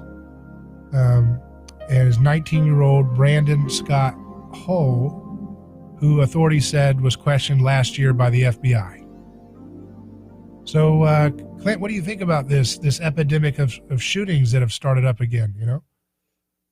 Well, everyone's going to immediately clamor for gun control. My belief is that these are, in part, a product of the social degradation I've talked about, as well as a byproduct of locking people down and taking their hope away and having them feel as if they're helpless. And, if he was talked to by the FBI prior to lockdowns, perhaps he was just a mentally unwell guy that was on this path regardless. But certainly having, as he was 19, many of the colleges were shut down. Many of the employment opportunities, particularly for younger people, were stripped away as restaurants and things like that closed down. I wouldn't be surprised at all if it exacerbated the issue. So I hope that as we see more and more of these shootings, people will remember that ultimately our right to self-defense is sacrosanct, and you cannot allow these very tragic circumstances to allow the state to take more of our rights away. Mm-hmm. And I'm hopeful that people will keep perspective. I don't know. We need to meme people back into a belief in freedom and self-defense, I think. And speaking of memes, though, the social media cartel is really aggressive at eliminating any story that doesn't fit the powerful's narratives. And one of the latest examples is Facebook. On Fox News, they say Facebook censors New York Post report on BLM co-founders' pricey property purchases. And then the Daily Mail says that Facebook censors Daily Mail story on the BLM co-founders' multi-million-dollar LA property empire. What is up with this? It really does look so fake. You know what I mean? It's like, this is the revolution, and it's got these giant corporations that will censor finding out that the McWoke revolution is run by millionaire Marxists. I mean, what the heck, right? Well, I'd hate to say if it weren't, if it weren't so predictable, it'd be kind of funny. But when I heard about how many, I believe it was billions of dollars that they were receiving for the Black Lives Matter organization, and you understood the root of that organization being one of self-declared Marxists, which is the woman that they are specifically referencing is the one that was on video saying that she was a trained Marxist. And the irony of a trained Marxist taking money for these, in my opinion, good causes and using them to enrich herself is just classic Marxism. That's exactly what happens every time. You have these rulers in Russia and wherever that rip away the funds from people that believe that they're doing it for the right cause, and it only ends up enriching the powerful and the limited few. So this is not surprising, to say the least. Yeah, Uncle Joe Stalin always had a bigger mansion than the other comrades around him, and that's just the way it is. Indeed. So we're almost out of time, but I wanted to know, what do you think should happen to these social media censors that they're eliminating simple stories from major news outlets like Daily Mail and New York Post? I mean, it's so creepy and Orwellian. What should we do about these social media companies? I mean, as a libertarian, I can't really believe and advocate for government intervention per se, but I do believe that it's vitally necessary that the consumers act with their feet, that we start to use different products. We use decentralized blockchain social media platforms to try and steal from their bottom line if they're going to abuse us like this. And ultimately, these big tech companies are in bed with government. So it's a two-pronged fight. We have to also decouple big tech from government. And until we do that, I think that we will have increasing levels of censorship and, in my opinion, what should be aptly described as fascism in this country. Yeah, that's what I see. I see a lot of fascism marketed as Marxism because Marxism has a better marketing background in terms of public perception. So it's corporate fascism that they brand as democratic socialism, but it's just corporate fascism. Well, so if you leave California, Clint, you may need to have a health passport to get back into that beautiful place. Did you ever think about that? It's tragic because I have so many relatives that are going to be left behind, as well as lifelong friends. It's just the price you have to pay if you want freedom in this world. I really believe that I have to practice what I preach, and what I preach is self-responsibility and trying to achieve freedom in an unfree world, as Harry Brown once said. So I am pursuing that, and I'm doing it with purpose. And I hope that I can be kind of a sign to those that are listeners of mine that I'm serious when I say it, that I believe that the state of California and any of these states that have tremendously tyrannical governors, if you don't punish them by removing your tax dollars from their sick system and go and benefit a state that has some semblance of freedom and free market capitalism, ultimately you are contributing to the problem. And it's on us now to fix this. It really is. Right. If you want to see left-wingers get into border control real fast, just make sure there's a health passport system to get into California. They'll be checking the border for everybody. You have your mask in, you're not allowed in. Get out, you know? Well, hey, Clint, I really appreciate you coming on the show. It's always great talking to you, and we'll have to do it again sometime. I absolutely appreciate it, David. You're the best. This is it for today's show of A Neighbor's Choice. Godspeed.